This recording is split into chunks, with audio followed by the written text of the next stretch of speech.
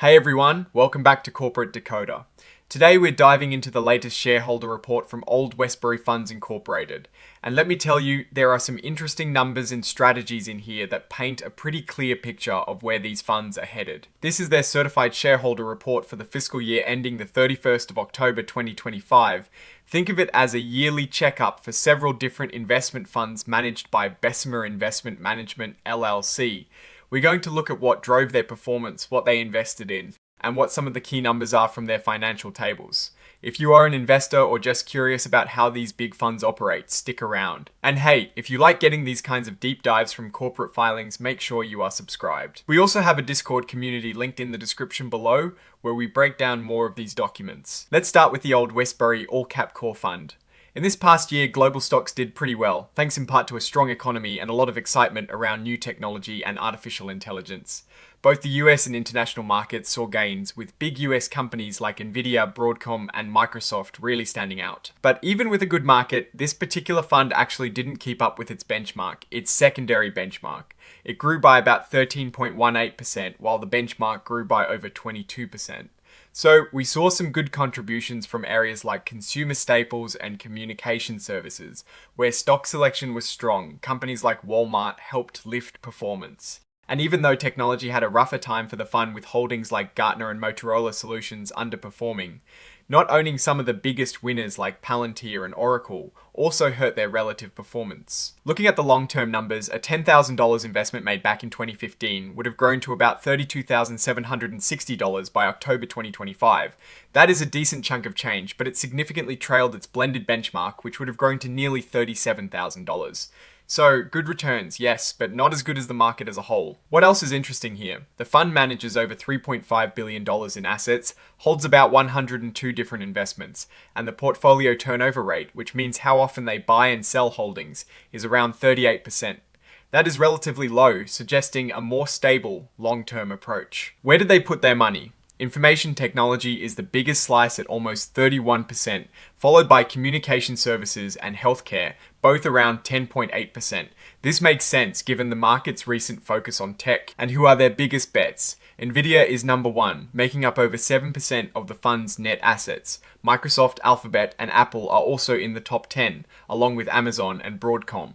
These are clearly the tech giants driving a lot of the sector's performance. Now, let's switch gears to the Old Westbury Large Cap Strategies Fund.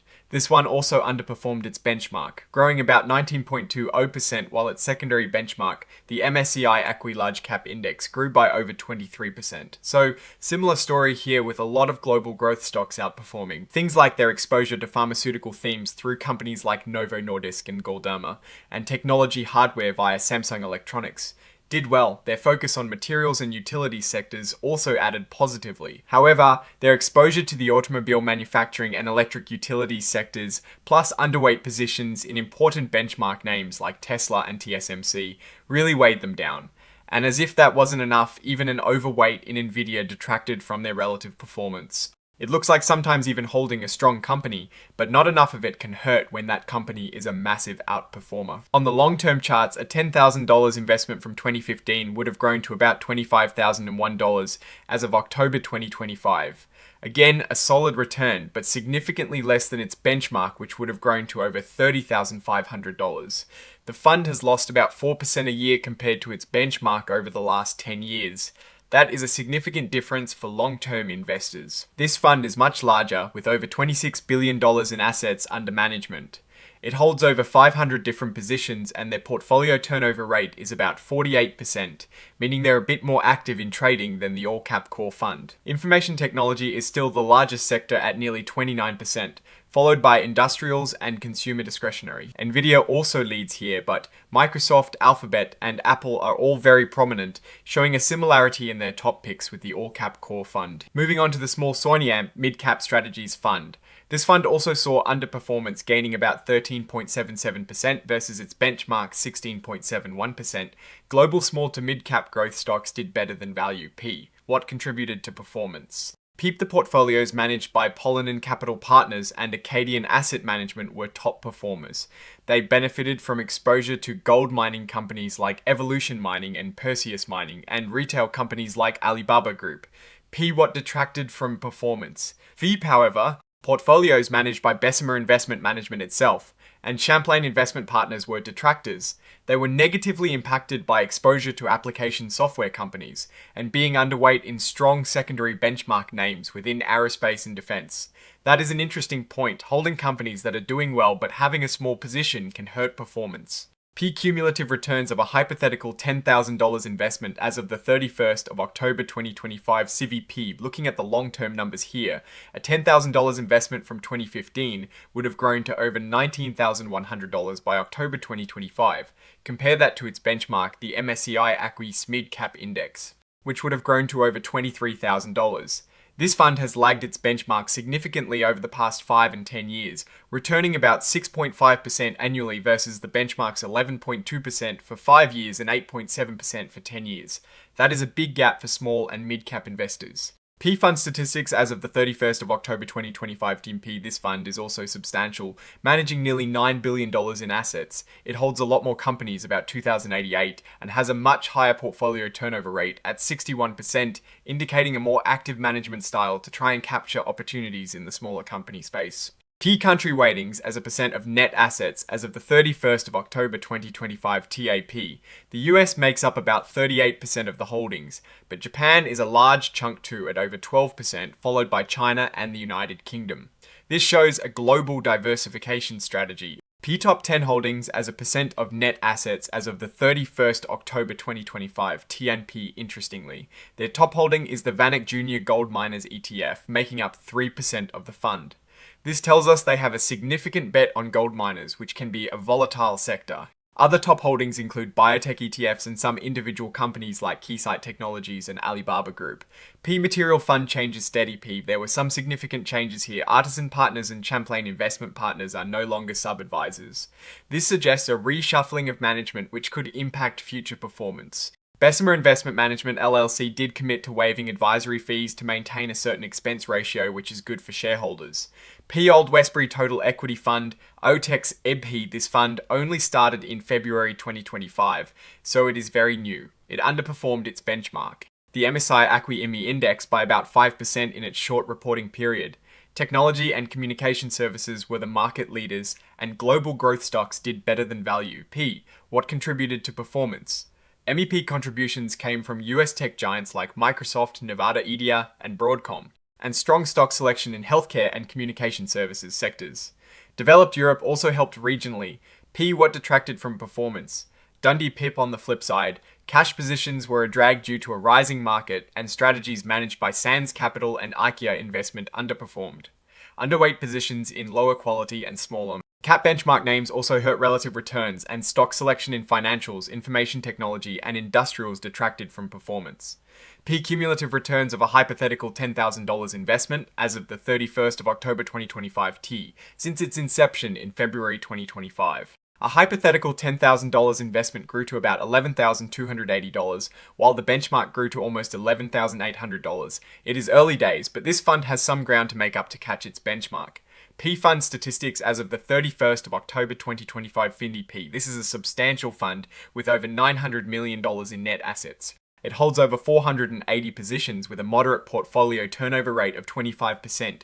P sector weightings as a percent of net assets as of the 31st of October 2025 FNP information. Technology leads again at 26.1%, followed by industrials, consumer discretionary, and healthcare. P top 10 holdings as a percent of net assets as of the 31st of October 2025 TNP Nvidia, Microsoft, Alphabet, Apple, and Amazon are the top holdings, showing a heavy concentration in large cap tech, which isn't surprising given the market. P Old Westbury Credit Income Fund. 06 TP now for the fixed income funds. The credit income fund actually outperformed its secondary benchmark, returning 7.27% versus the benchmark 7.17%.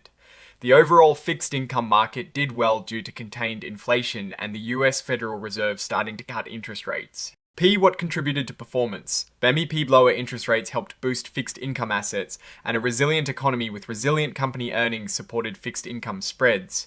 They also benefited from what they call roll yield, which is essentially the extra return earned as a bond gets closer to maturity. P. What detracted from performance?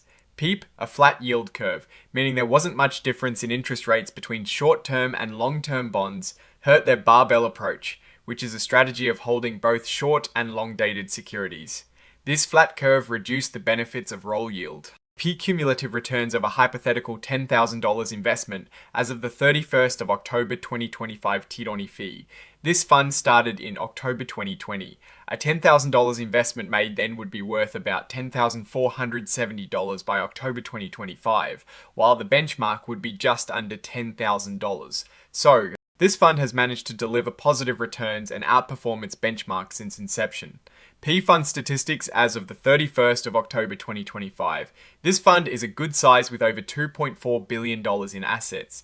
It holds over 800 positions and importantly has a very low portfolio turnover rate of 14%, suggesting they are not actively trading bonds but holding them for the income they generate. Importantly, the total advisory fees paid were relatively low at about $13 million. Key asset allocations as a percent of net assets as of the 31st of October 2025 TBAP. They're mainly invested in US government agencies and securities, about 31%, non-agency mortgage-backed securities, 24%, and exchange. Traded funds, almost 20%. This shows a focus on secured assets and diversified bond instruments. P Top 10 holdings as a percent of net assets as of the 31st of October 2025 foot. Their top holding by a large margin is US Treasury bonds at almost 25%. They also hold significant amounts in various ETFs related to emerging market bonds and mortgage-backed securities. Old Westbury Fixed Income Fund. DINP, the fixed income fund itself, underperformed its benchmark slightly this past year, returning 5.65% versus the benchmark's 5.95%. Yields on US Treasury securities declined, which is generally good for bond prices, and credit spreads tightened, meaning investors were more willing to lend to companies. What contributed to performance. Their longer duration positioning, meaning they held bonds with longer maturity dates, helped performance as interest rates fell. They also benefited from holding corporate bonds and structured products where credit spreads tightened. What detracted from performance, and they peeped their underweight position in shorter dated securities and overweight in longer.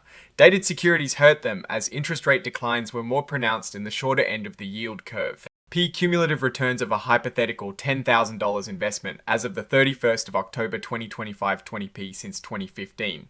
A $10,000 investment would have grown to over $11,700. This is good, but it slightly underperformed both of its benchmarks, which also grew over $12,000 over the last 10 years. The fund returned about 1.6% annually while its benchmarks returned closer to 1.9%. P-Fund statistics as of the 31st of October 2025 TP, this fund has over $1.5 billion in assets.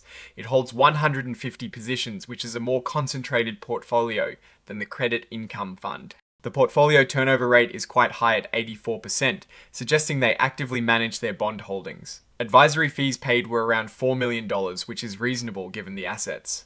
Asset allocations as a percent of net assets as of the 31st of October 2025, 20p, a whopping 64.9% is in US government agencies and securities, with corporate bonds making up about 28%. This is a very conservative allocation, leaning heavily on government-backed debt. Key top 10 holdings as a percent of net assets as of the 31st of October 2025.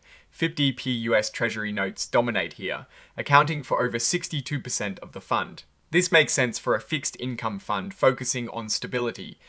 Old Westbury Short. Term bond fund OSBX 50p. This fund underperformed its benchmark by a hair, gaining 4.96% versus the benchmark's 4.97%. Yields at the front of the yield curve declined as the Fed started cutting rates. Credit spreads tightened. And risk assets outperformed treasuries. What contributed to performance. TIMD their overweight positions in investment grade corporate bonds and asset-backed securities helped. They also benefited from holding US treasuries and corporate bonds with 3 to 5 year maturities due to interest rate declines. What detracted from performance. NTP, an allocation to floating rate notes instead of fixed. Rate notes with maturities beyond 3 years held them back. Basically, they bet on the wrong type of bonds when the credit curve flattened. Cumulative returns of a hypothetical $10,000 investment as of the 31st of October 2025 TB. This fund is quite new, starting in February 2024. A $10,000 investment grew to about $10,883 by October 2025. This is slightly behind its benchmark, but still a positive return in a short period. P fund statistics as of the 31st of October 2025 FDP. This is a much smaller fund with just over $100 million in assets. It holds 116 positions and has a portfolio turnover rate of 28%.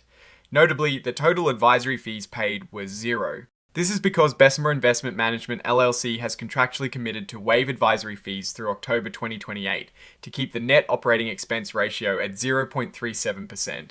That is a pretty significant perk for shareholders of this fund. P asset allocations as a percent of net assets as of the 31st of October 2025 TMT bid.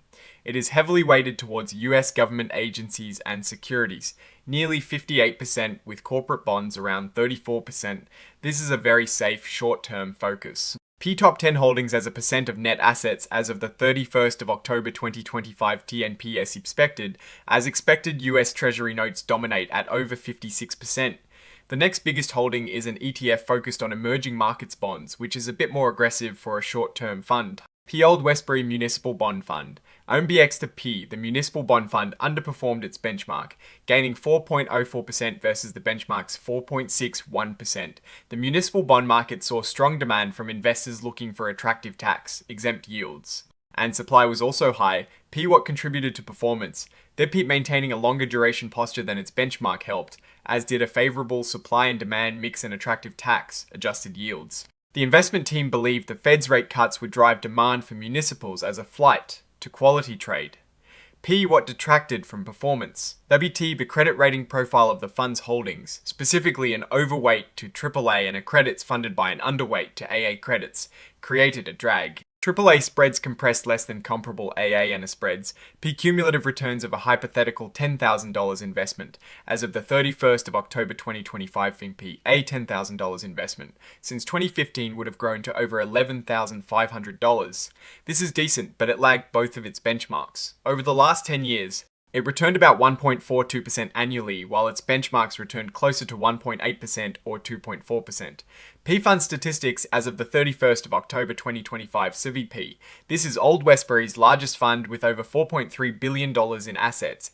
It holds 552 positions with a moderate turnover rate of 52%. Advisory fees were around $12 million. P state diversification as a percent of net assets as of the 31st October 2025 T Texas holds the largest portion of assets at nearly 26%, followed by New York, New Jersey, and Washington. P top 10 holdings as a percent of net assets as of the 31st of October 2025 TNP.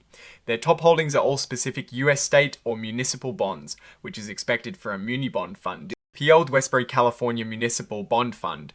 OCAX DevPB. This fund also underperformed its benchmark, gaining 4.16% versus the benchmark's 4.45%.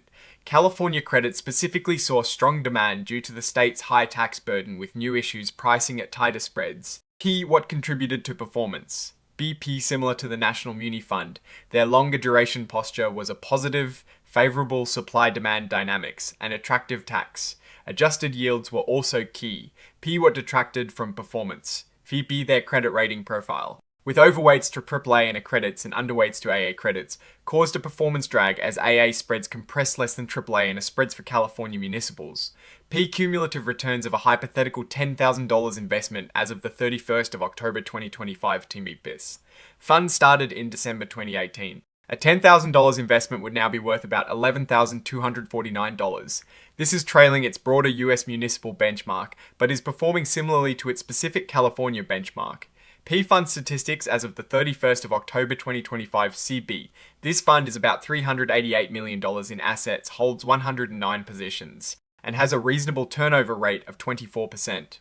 Advisory fees were around $978,000. P state diversification as a percent of net assets as of the 31st of October 2025 TIMP. Unsurprisingly, California makes up over 87% of the fund's assets. This is a very concentrated geographic bet. P top 10 holdings as a percent of net assets as of the 31st of October 2025 FINDP. The top holdings are all California specific municipal bonds, often related to infrastructure and education. P Old Westbury New York Municipal Bond Fund. Alnix ISPEB. This fund underperformed its benchmark, gaining 3.75% versus the benchmark's 4.45%. New York credit saw strong demand, and the market dynamics were similar to the National Muni Fund. P. What contributed to performance. PEEP, a longer duration posture, continued to contribute as interest rates fell. Favorable supply demand and tax advantages for New York residents also played a role. P. What detracted from performance. BIP, similar to the California Fund, their credit rating profile. With overweights to AAA and accredits funded by underweights to AA credits, caused a slight drag. P. Cumulative returns of a hypothetical $10,000 investment as of the 31st of October 2025 10p starting in December 2018. A $10,000 investment is now worth about $11,239. It is performing in line with its specific benchmark, but slightly below the broader US municipal index. P Fund statistics as of the 31st of October 2025 20 This fund has over $600 million in assets, holds 160 positions, and has a portfolio turnover rate of 19%. Advisory fees were about $1.6 million. P state diversification as a percent of net assets as of the 31st of October 2025 TIMP, a massive 92.7% is invested in New York. This is highly concentrated, meaning the fund's performance is heavily tied to the New York municipal market. P Top 10 holdings as a percent of net assets as of the 31st of October 2025. TVP, their top holdings are all New York municipal bonds, reflecting their state specific strategy. P Material Fund changes CVP, a key change here. Bessemer Investment Management LLC is contractually committed to waiving advisory fees to maintain a certain expense ratio. This is a positive for investors, potentially lowering costs. P Item 2, Code of Ethics. P, the report states that the registrant has adopted a code of ethics that applies to its principal officers, and there have been no amendments or waivers during the reporting period. This indicates a steady adherence to their ethical guidelines. P Item 3, Audit Committee Financial Expert. PIP, the board has determined that they have at least one audit committee financial expert serving on their audit committee, and importantly, these experts are independent. This is crucial for financial oversight and adds a layer of confidence in their financial reporting. P Item 4, Principal Accountant Fees and Services. P, there is a breakdown of fees paid to their principal accountant, Ernst Dynamp, Young LLP for 2025. They were billed over $827,000 for audit fees, about $10,700 for audit, related services, and over $371,000 for tax services. Total fees are around $1.26 million. They also detail pre-approval policies for auditor engagement, emphasizing independence, and that most services were pre-approved, which is standard practice. P Item 7, Financial Statements and Financial Highlights for Open-End Management Investment Companies. FEEP. Now let's dig into the company's holdings. For the all-cap core fund, the top sector is information technology at over 30%, followed by healthcare and industrials. Their top 10 holdings include almost all the big tech names we've come to know: Nvidia, Microsoft, Alphabet, Apple, Amazon, Broadcom, Meta Platforms, Visa, JP Morgan Chase, and the SPDR S&P 500 ETF Trust. This clearly shows a heavy concentration in large cap growth stocks, which aligns with their stated strategy, but also explains some of the performance challenges when these specific sectors underperform. Looking at the sector weights here, information technology is the dominant sector for the all cap core fund at 30.8%. Communication services is next at 10.9%, followed by healthcare at 10.8%, and industrials at 9.8%. We see financial services at 7.5% and consumer discretionary at 7.4%. Consumer staples are lower at 3.9%, and their top 10 holdings tell a similar story. Nvidia is the largest position at 7.2%, followed by Microsoft at 6.2%, Alphabet at 5.1%, and Apple also at 5.1%. Amazon and Broadcom follow. Then Meta Platforms, Visa, JP Morgan Chase, and finally the SPDR S&P 500 ETF Trust. This is a very tech-heavy, large-cap focused portfolio. For the Large Cap Strategies Fund, the top sector is information technology at 28.1%, but it is more diversified than the All-Cap Core Fund.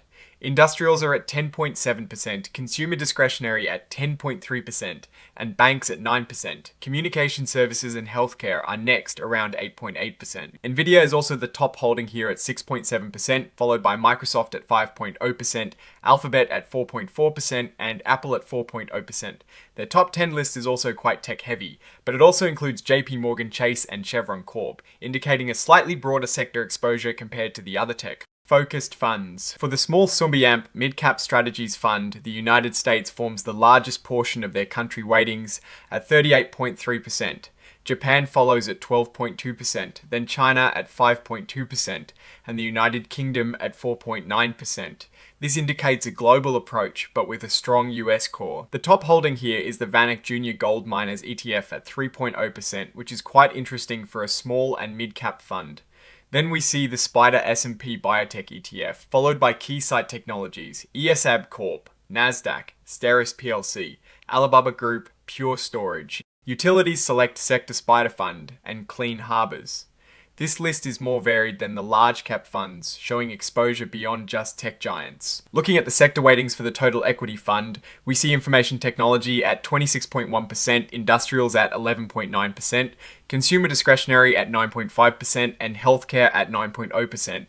This is also a sector breakdown that aligns with current market trends. The top 10 holdings are highly concentrated in tech again. Nvidia, Microsoft, Alphabet, Apple, Amazon, Broadcom, JP Morgan Chase, Meta Platforms, Visa, and Nextra Energy. This shows a significant bet on these large cap growth names, despite the fund's stated objective of total equity. For the credit income fund, their asset allocations show a heavy concentration in US government agencies and securities at 30.8%, followed by non-agency mortgage-backed securities at 24.4%, and exchange-traded funds at 19.8%.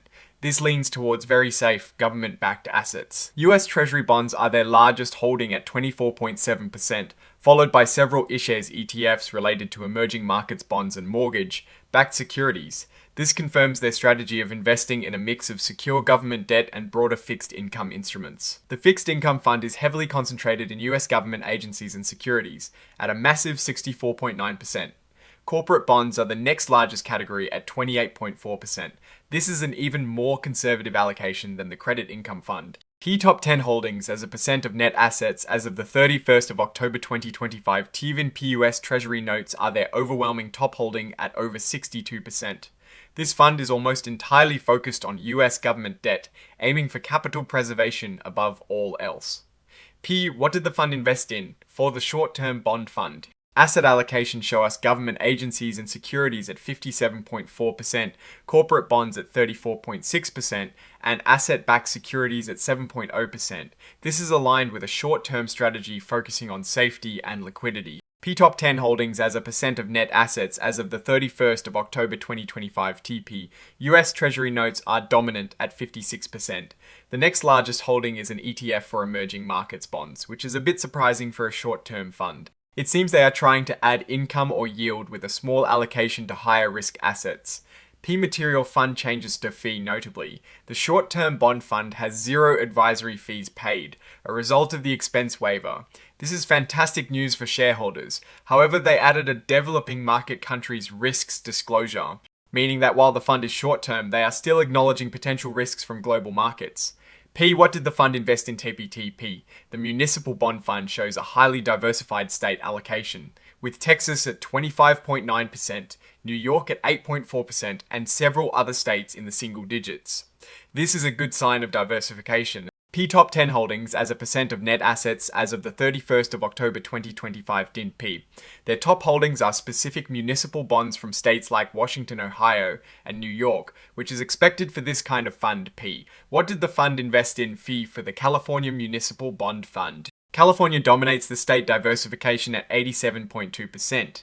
This fund is clearly focused on the California municipal market. P Top 10 holdings as a percent of net assets as of the 31st of October 2025.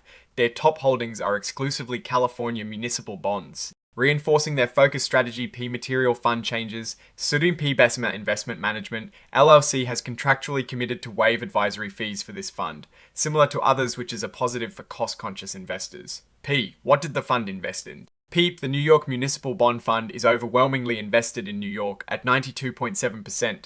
This shows a very high degree of concentration in its home state's municipal debt. P Top 10 holdings as a percent of net assets as of the 31st of October 2025 SUD PEEP again. Their top holdings are strictly New York municipal bonds, confirming their narrow focus. P Item 7, Financial Statements and Financial Highlights for Open-End Management Investment Companies. PIP. Let's look at the actual portfolio. For the all-cap core fund, their common stocks are concentrated in banks at 4.4%, communication services at 10.9%, consumer discretionary at 7.4%, consumer staples at 3.9%, energy at 1.8%, financial services at 7.5%. Healthcare at 10.8%, industrials at 9.8%, and information technology at a whopping 30.8%. They also hold exchange-traded funds at 4.7% and an investment company at 2.1%. Diving deeper into the holdings, we see common stocks making up 92.9% of the portfolio and exchange, traded funds at 4.7%. The cost of these investments is over $1.7 billion, while their fair value is over $3.4 billion, showing substantial unrealized gains. Within information technology, Apple Inc. is their largest holding at 5.1%, followed by Microsoft Corp. At 6.2% and Nvidia Corp. at 7.2%. This confirms their massive bet on these tech giants. Nvidia alone represents a significant portion of the portfolio. This type of concentration can lead to big gains if the stock performs well, but also substantial risk if it doesn't. Switching to the large cap strategies fund, common stocks make up a huge 97.2% of the portfolio. Their cost of investments is over $15 billion, with a fair value now exceeding $26 billion. That is a 75% gain on their cost basis, which is pretty impressive. Information technology is still the largest sector, but at 28.1%, it is a bit less concentrated than in the all-cap core fund. Again, Nevada Idia is a top holding at 6.7%, followed by Microsoft at 5.0%, Alphabet at 4.4%, and Apple at 4.0%. The pattern of holding these mega-cap tech stocks is very consistent across the equity funds. The small thick-cap, mid-cap strategies fund has a significant portion in common stocks at 91.6%. The cost of their investments is over $7.2 billion, with a fair value of over $8.9 billion. This indicates a strong performance in their holdings. The US is the largest country, holding at 38.3%, followed by Japan at 12.2%, which is quite a large allocation for a fund that doesn't explicitly focus on Japan. China is next at 5.2%. Then the United Kingdom at 4.9%. Here, the VanEck Junior Gold Miners ETF stands out as the top holding at 3.0%. This is a bit unusual for a general small and mid-cap fund, suggesting a specific investment theme or tactical play. Other top holdings include the State Street, Spider CITARM, P-Biotech ETF, and Keysight Technologies. For the total equity fund, common stocks are the dominant asset class at 94.3%. The cost of investments is around $777 million, with a fair value of over $900 million. This fund has also seen significant appreciation of its holdings. Information technology leads at 26.1%, followed by industrials at 11.9%, consumer discretionary at 9.5%, and healthcare at 9.0%. These are typical growth-oriented sectors. Nvidia is their top holding at 5.6%, followed closely by Microsoft and Alphabet. Again, a strong concentration in large cap tech names. Let's look at the Credit Income Fund. Their investments are valued at over $2.4 billion. US government agencies and securities make up about 30.8% non-agency mortgage. Backed securities are at 24.4%, and exchange-traded funds are around 19.8%. This indicates a strategy focused on secured fixed income. Their top holding is US Treasury bonds at nearly 25%, showing a substantial allocation to safe government debt. This aligns with their credit income objective, aiming for stable income generation. For the fixed income fund, US government agencies and securities are the largest allocation at 64.9%, followed by corporate bonds at 28.4%. This is a very conservative portfolio, heavily reliant on government debt for security. Their top holding is US Treasury notes, making up over 62% of the fund. This makes sense for a fixed income fund focused on capital preservation and conservative return generation. The short-term bond fund is invested in US government agencies and securities at 57.4%, corporate bonds at 34.6%, and asset-backed securities at 7.0%. This allocation is typical for a short-term strategy, aiming for liquidity and lower volatility. US Treasury notes are their largest holding at 56%, reflecting the fund's short maturity focus and emphasis on safety. The Municipal Bond Fund shows good diversification across states, with Texas at 25.9%, New York at 8.4%, New Jersey at 6.7%, and Washington at 6.0%. This broad geographic exposure helps mitigate state-specific risks. Their top holdings are specific municipal bonds from entities like the state of Washington, Ohio Water Development Authority, and New York City Transitional Finance Authority, which aligns with a diversified municipal bond strategy. For the California Municipal Bond Fund, California dominates with a whopping 87.2% allocation. This is very concentrated, highlighting the fund's niche strategy on California's municipal debt. The top holdings are exclusively California municipal bonds from the state of California and various local authorities like San Francisco and Los Angeles. This confirms their state-specific focus. The New York Municipal Bond Fund is even more concentrated, with 92.7% invested in New York. This fund's performance is clearly very sensitive to the New York municipal market conditions. As expected, their top holdings are all New York municipal bonds from entities like Westchester County and the New York State Dormitory Authority. For both the California and New York municipal bond funds, Bessemer Investment Management LLC has contractually committed to waive advisory fees through the 31st of October 2028. This is a significant cost-saving measure for shareholders, potentially increasing net returns. Note that the California Fund added a US government obligations risk disclosure, which is interesting for a municipal bond fund, possibly indicating some shift or clarification in their investment strategy or risk profile. Let's talk about the numbers. Ernst & Young LLP billed Old Westbury funds over $827,000 for audit fees in 2025, a slight increase from $765,160 in 2024.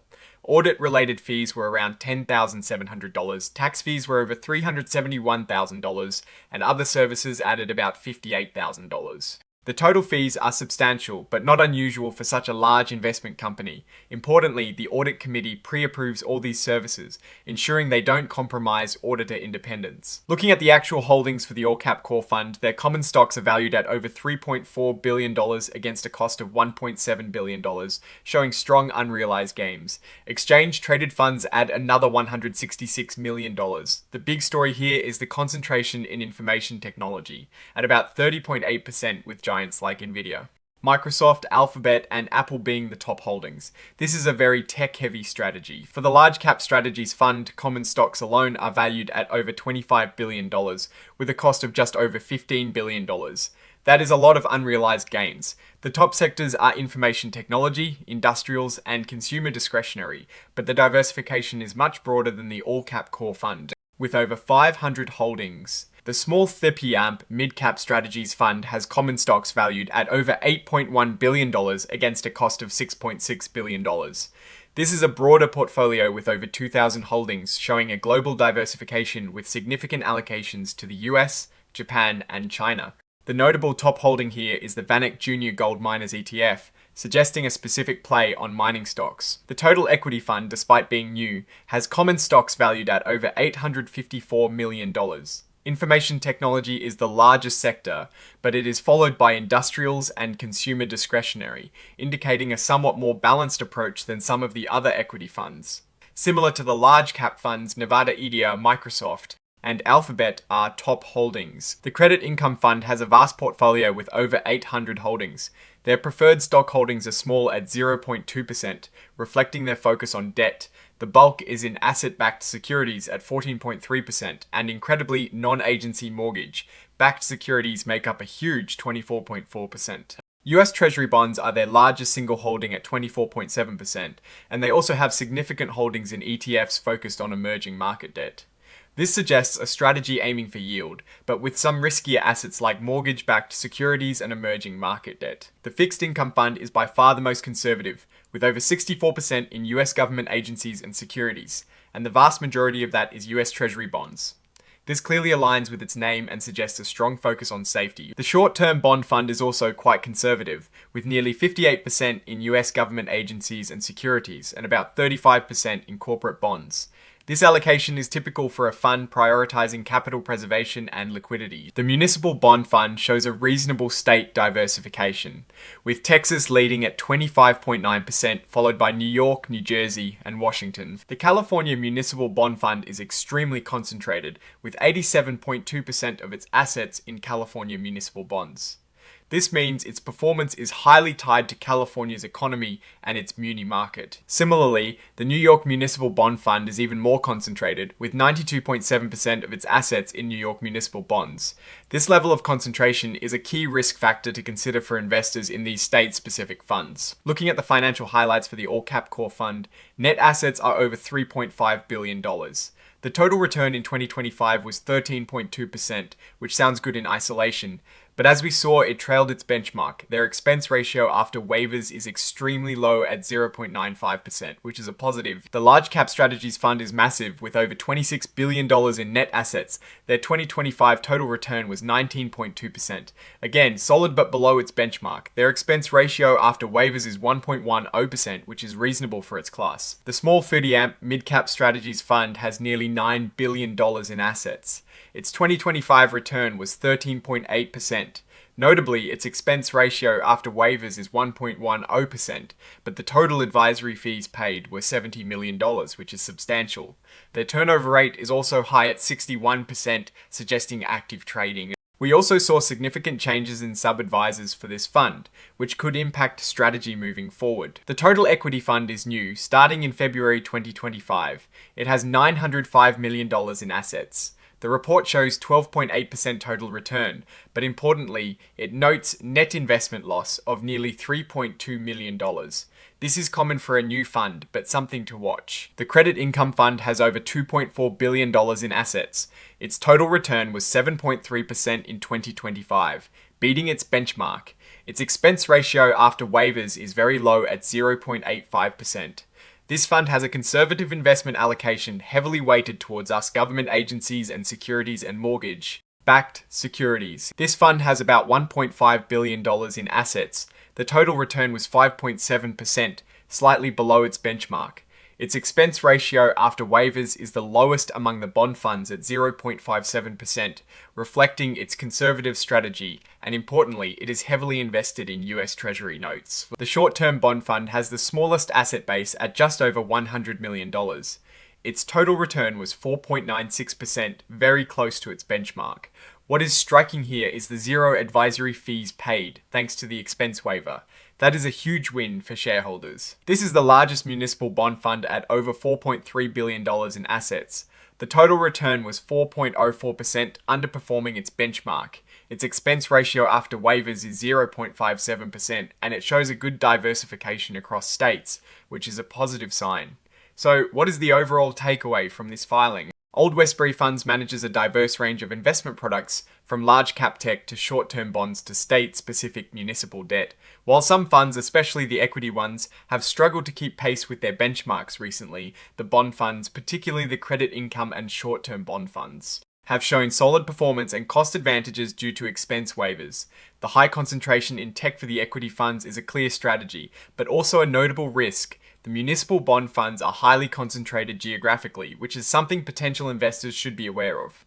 Overall, it looks like a well-managed suite of funds with a clear focus on generating returns, but with varying degrees of success against their benchmarks. Alright, that is our breakdown of Old Westbury Fund's latest filing. What is your take on these numbers and what they signal for the company's future? Drop your thoughts in the comments. If this analysis was valuable, hitting that like button really helps. And subscribe for more deep dives. Don't forget to check out the Discord in the description. Thanks for watching. See you next time.